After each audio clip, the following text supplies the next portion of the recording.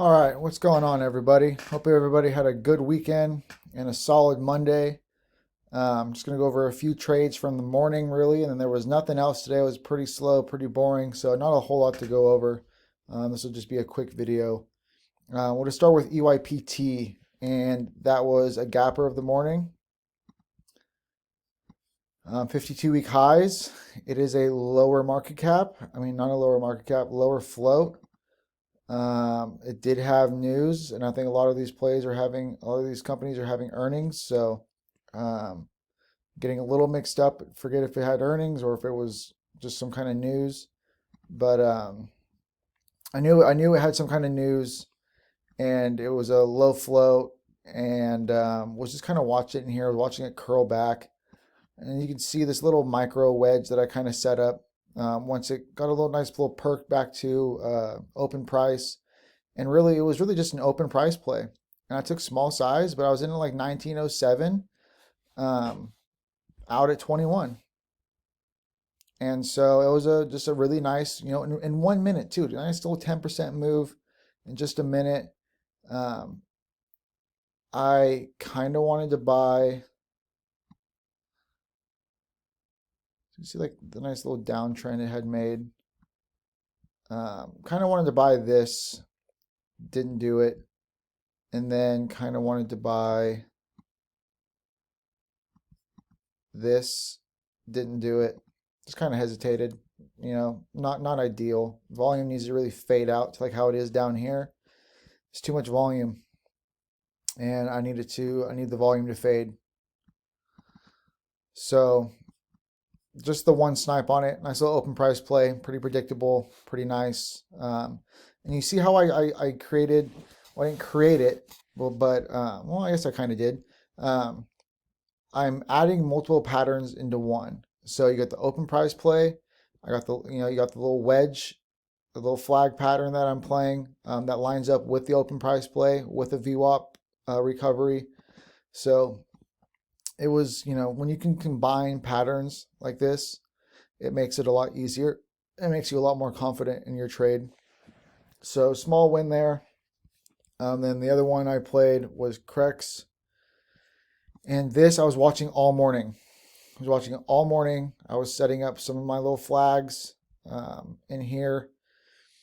It wouldn't let me take it in here. I was trying to take it, like, kind of hard to see exactly where I was trying to buy it.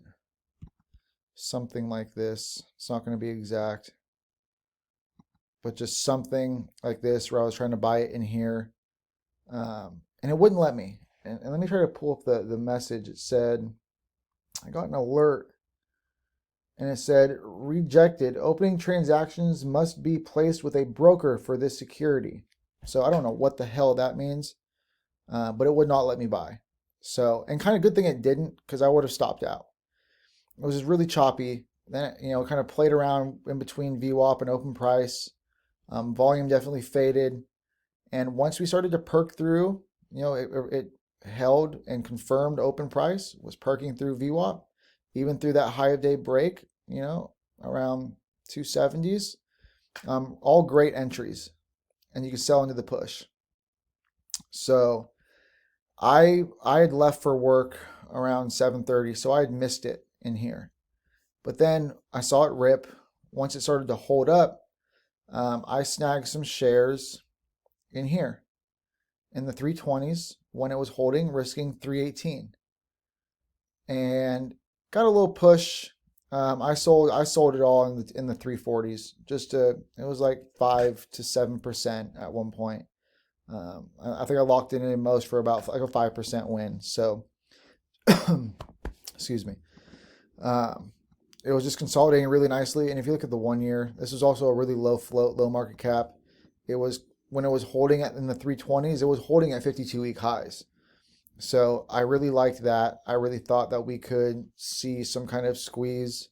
But the volume just never came in. And I noticed that the volume wasn't quite there when it was trying to push, and at that time, when you're not getting the move you want, I was expecting this to break high of day, or at least test maybe consolidate how it did for a few minutes, and then like this candle here would have been the high of day break. So I got in near support, small risk, got the nice little perk back up to the highs. It touched like 347, pulled back. And I was like, all right, no worries. That's why I sold half of it up here in the 340s. Once this failed, I was out. It should have consolidated, perked, broke through high of day, had the next leg up. Failed, so I got out right away, selling it all in the 340s for a small win. So, and good thing I did, because look at that. Shorts took over and just a nasty downtrend into the close. So definitely keep these morning gappers on watch.